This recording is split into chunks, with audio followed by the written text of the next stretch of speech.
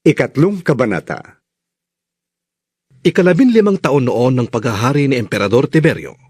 Si Poncio Pilato ang gobernador sa Judea at si Herodes ang pinuno sa Galilea. Ang kapatid nitong si Felipe ang pinuno sa lupain ng Iturea at Traconite at si Lisanias ang pinuno sa Abilinia.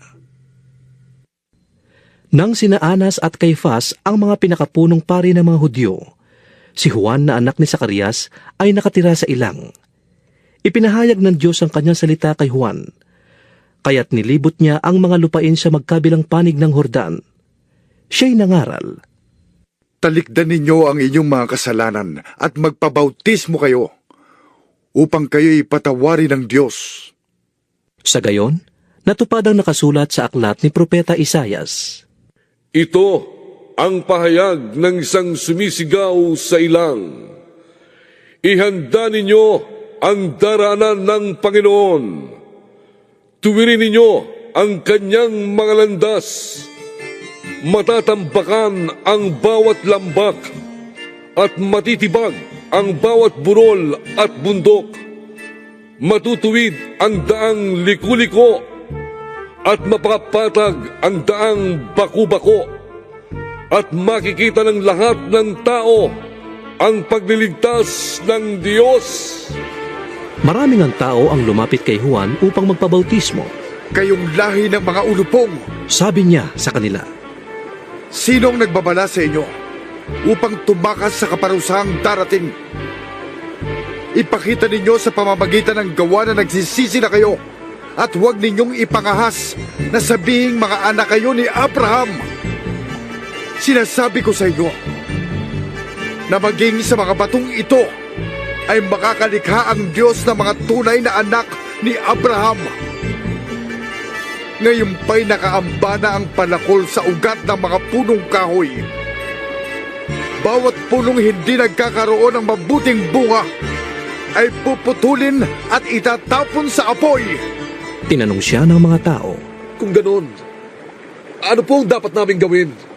Kung mayroon kang 2 balabal, ibigay mo ang isa sa wala. Ganyan din ang gawin ng may pagkain. Tugon niya. Dumating din ang mga maniningil ng buwis upang magpabautismo. Sila'y nagtanong sa kanya, Guro, ano po ang dapat namin gawin? Huwag kayong sumingil ng higit sa dapat singilin. Tugon niya. Tinanong din siya ng mga kawal. At kami po naman, ano ang dapat namin gawin?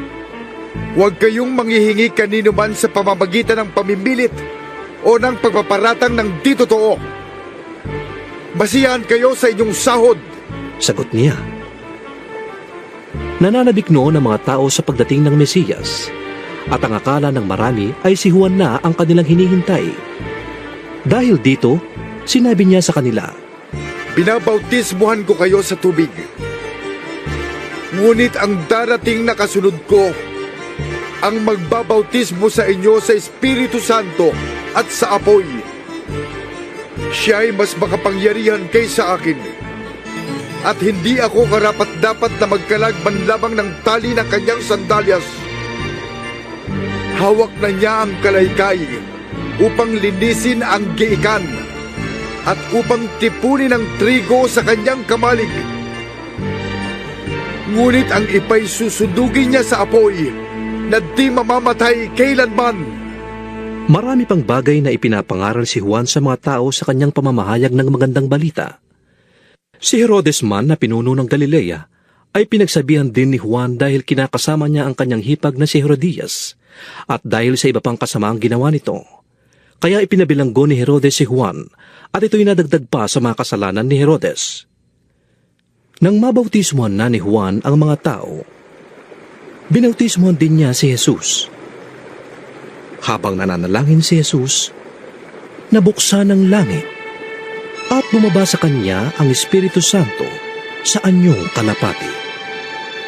Isang tinig mula sa langit ang narinig nila. Ikaw na mahal ko ka na. Lubos kitang kinalulugdan. Magta-30 taon na si Jesus nang siya'y magsimulang mangaral. Sa palagay ng mga tao, siya'y anak ni Jose na anak ni Eli, na anak ni Matat. Si Matat ay anak ni Levi, na anak ni Melki. At si Melki naman ay anak ni Hana, na anak ni Jose. Si Jose naman ay anak ni Matatias, na anak ni Amos. Si Amos ay anak ni Nahum, na anak ni Esli. Si Esli naman ay anak ni Nagay, na anak ni Maat, na anak ni Matatias. Si Matatias ay anak ni Semei, na anak ni Hosek. Si Hosek ay anak ni Hoda, na anak ni Hoanan. Si Hoanan naman ay anak ni Resa, na anak ni Zorobabel. Si Zorobabel ay anak ni Salatiel, na anak naman ni Neri.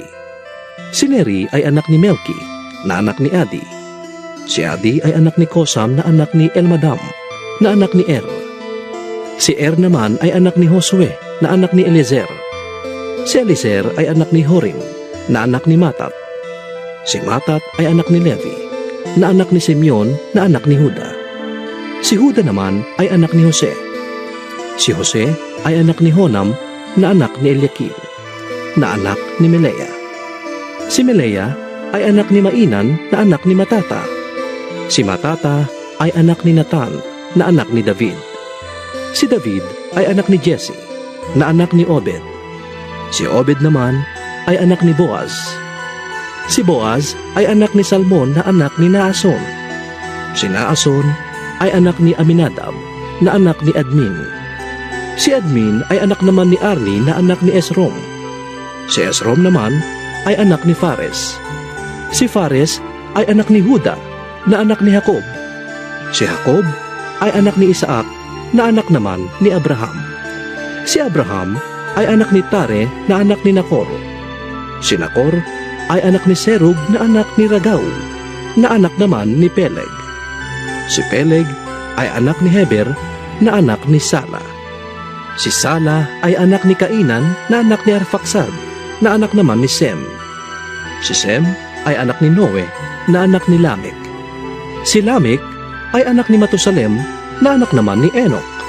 Si Enok ay anak ni Hared, na anak ni Mahalalel, na anak ni Kainan.